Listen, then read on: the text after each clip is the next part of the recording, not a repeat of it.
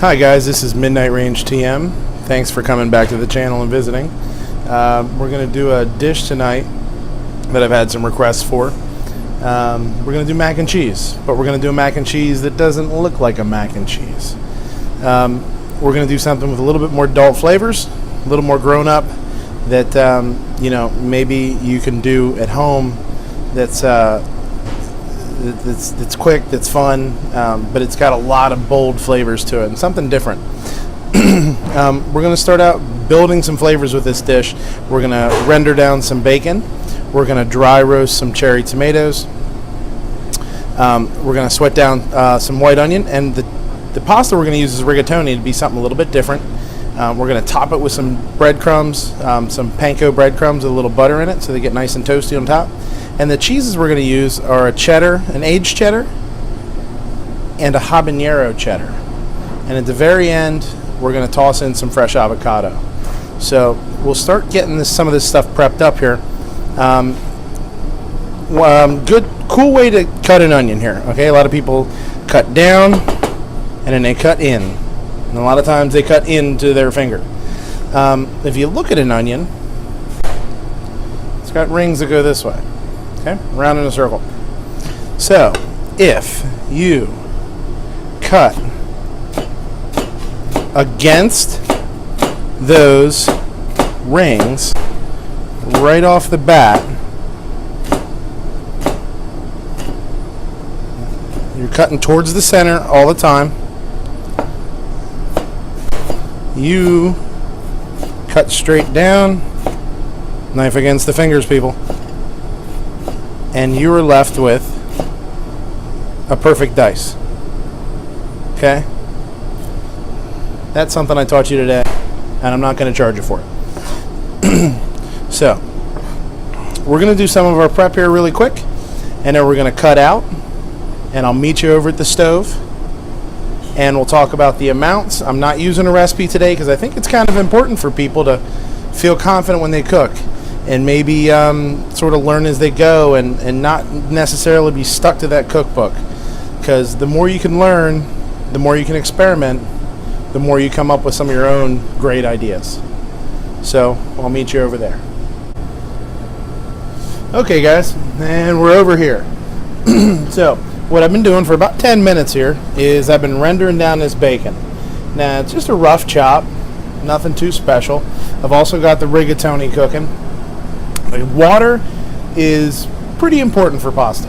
Okay, kosher salt and water, salty like the sea, is what I always tell my cooks. I don't have a general amount. I mean, there's a general amount probably, but taste it. It should taste salty like the sea. Lots of water, probably 3 times as much water as pasta, or 4 times, 5 times at least 3 times probably. I've also roasted the tomatoes. Just a dry roast until you get a nice char on them. Now I did those at like 500 degrees, so I wanted them to be charred on the outside but not totally mush, so they still have a little bit of bite to them when you chew on them. They'll still, they're still nice and plump. The bacon has been rendered down really nicely.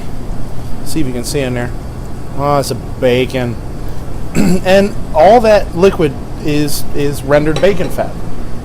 So what we're going to do, we're going to take our chopped onions, diced onions. It's a yellow onion too, by the way, not, just so you know. And we're just going to sweat that. Now the big deal is sweat and saute. Saute is high heat. You're putting, you're trying to put a sear on something. You're trying to put a crust on something. You're trying to put color on something fast. Sweat is the opposite. It's a little bit lower. You're looking at a medium heat. You could probably see how high I have this. Not real high. And what you're trying to do is you're trying to extract flavor. You're trying to condense flavors. And that's what we're doing with this dish. It's a little different than a lot of other stuff that people do at home, is they're not worried about building flavors and building layers of flavors. So, pasta, don't mess with it a whole lot. Give it a swirl every couple of minutes and then leave it alone. Don't mess with it. Don't screw it up.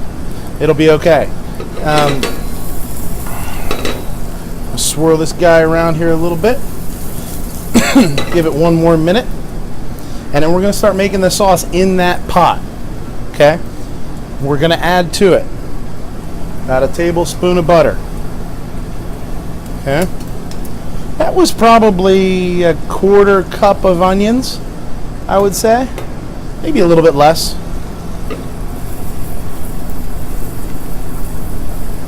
Okay, now we're going to make a sauce. You can do this with straight heavy cream, but we're going to do it with half and half today because I think it's a happy medium. It's got a little bit of fat in it. It's going to give it nice body and richness without being super, super fatty. Milk is a little thin. It just doesn't have a whole lot of body to it. And cost-wise, heavy cream's far more expensive than half and half. So it's kind of nice, you know, if you're on a budget. Not that you're breaking the bank with this one, but it will save you a little bit of money in the long run. So this is what I'm looking at here. Sauteed it down. I know it looks kind of brown. That's good. That's good flavor. Okay, all that stuff in the bottom is going to come up too. So we're going to add a little bit of flour. This is a quarter cup of flour. I'm not going to add quite all of it. I'm going to leave about a quarter of it out. And we're going to hit this with a whisk and see where we're at. And we're basically making a roux. Okay. You know what? I am going to add the rest of it. Look at me, knowing what I'm doing. Okay. Now it should come together and look sort of dry. Okay. Like wet sand, almost. So, back on the heat, low heat. We're going to actually take it off now. Put it right here. And I'm going to add a little bit of this half and half. Now this is cool. It's not cold, but it's cool. And we're going to whisk this off of the heat. Okay? This way you don't get lumps. If you add that onto the heat, as soon as that comes up to a boil, that flour is going to set, and you're going to have silly putty almost, or I'm sorry, Play-Doh in the bottom of your pot here. So we're just going to whisk that around, make sure we got no lumps. We can put it right back on, and we're going to go with the rest of this. Okay. Now this will thicken up a little bit. It's not going to get super pasty. It's not going to be like some sort of like a pepper gravy or something like that. But we're going to keep moving it around every couple of minutes. We're going to check our buddies over here. Almost.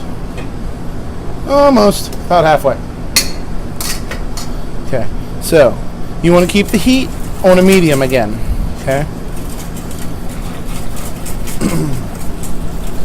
And we're going to keep moving this around.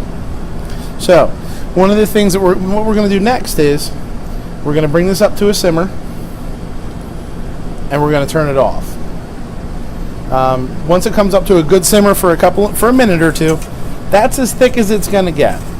We also have cooked the flour a little bit as a roux, which is good. You always want to cook your flour somewhere in the process, so it opens up everything.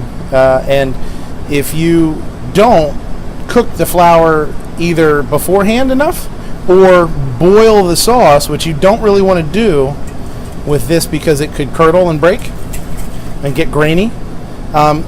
That's when people make sauces and soups and they taste raw, taste floury. So you always want to cook out your roux. It's called cooking out your roux. Okay, so we're going to bring this up to a simmer.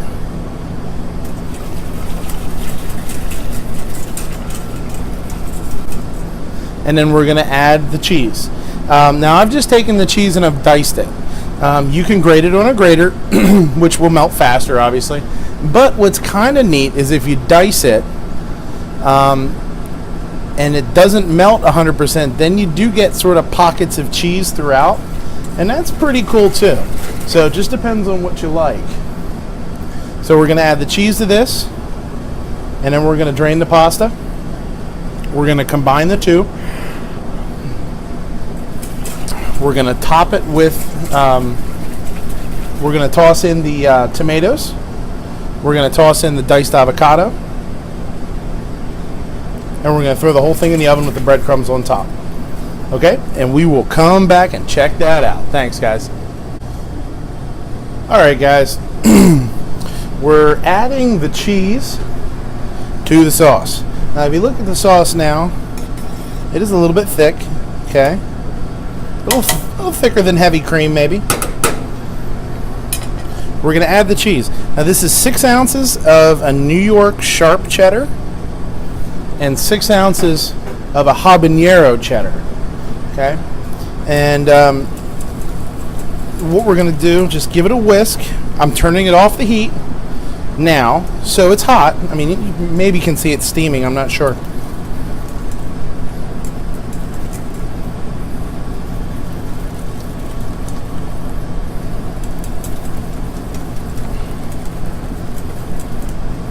And as it comes together, let's see, it's starting to melt. Oh, it's getting all gooey. It's good stuff. A whisk is the way to go with this. It's really going to help melt it, break it up fast. Okay. The only thing we're going to do this yet. That's good. That's got some spice to it. That's nice. Is we're going to hit it with a little bit of salt and pepper. Maybe 1/8 of a teaspoon. This is totally up to you. Okay, and this is where you got to taste as you go, because depending on what cheese you get, you might not need it. If you get a flavored cheese, or a cheese that's got definitely a little more sodium to it, you might not need to do this. Okay, so now you got a bacony, spicy cheddar sauce. Okay, we've got our pasta over here. Okay, just drained. It's not rinsed. It's still warm. And what we're going to do is we're going to throw it in a saute pan. I'm not going to be doing all the pasta because I don't have that huge of a pan here, but what we're going to do is take a little bit of the sauce, a little bit of the pasta, get in there. This would probably be enough for 2 or 3 people here. Or 1, maybe. I don't know. Yeah. Now, obviously, this is more sauce than we need for even a pound of this, so it's kind of nice. I mean, you have this laying around. It's not a big deal. Maybe you make a cheesesteak or something, put a little of this on top, and you're good to go. We're going to add, make sure this doesn't burn me, the cherry tomatoes. We're going to add a little fresh parsley, because I love that green flavor. And the last thing we're going to do is an avocado. Now, I wanted to do this on camera just so you see it. Some people will take it, put it on a cutting board, and come around like this. Some people that are a little more bold are right down on it, and I'm turning it and I'm turning the knife at the same time. Okay, now the pit is in there, so I'm not going to go through. I'm going to be gentle with it. Give it a twist. Avocado. Spoon. Okay. Spoon's hot. It was on the burner. Jeez. We're going to scoop this bad boy out and give it a quick dice.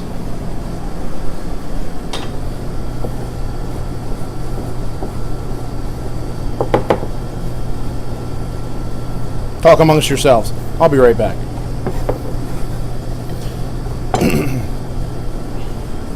Okay. We're going to add that avocado right in there.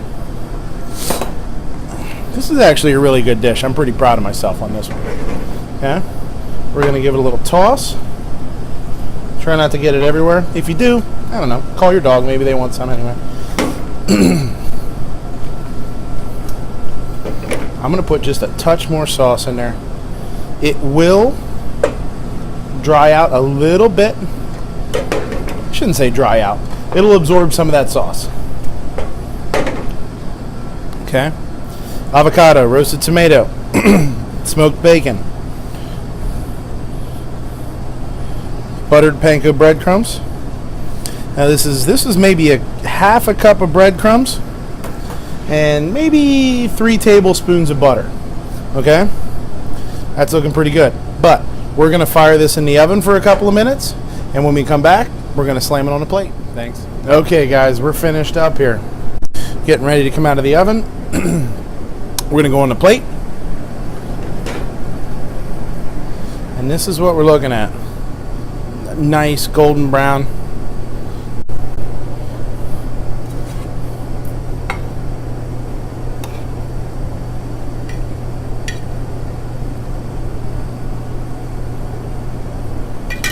Okay. A little avocado on top.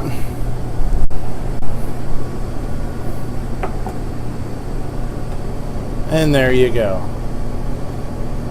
Spicy cheddar habanero mac and cheese with dry roasted tomato, smoked bacon, and avocado. Thanks for watching. I hope you subscribe. Leave some comments, leave some suggestions, share the video, and above all, I hope you like the pasta dish.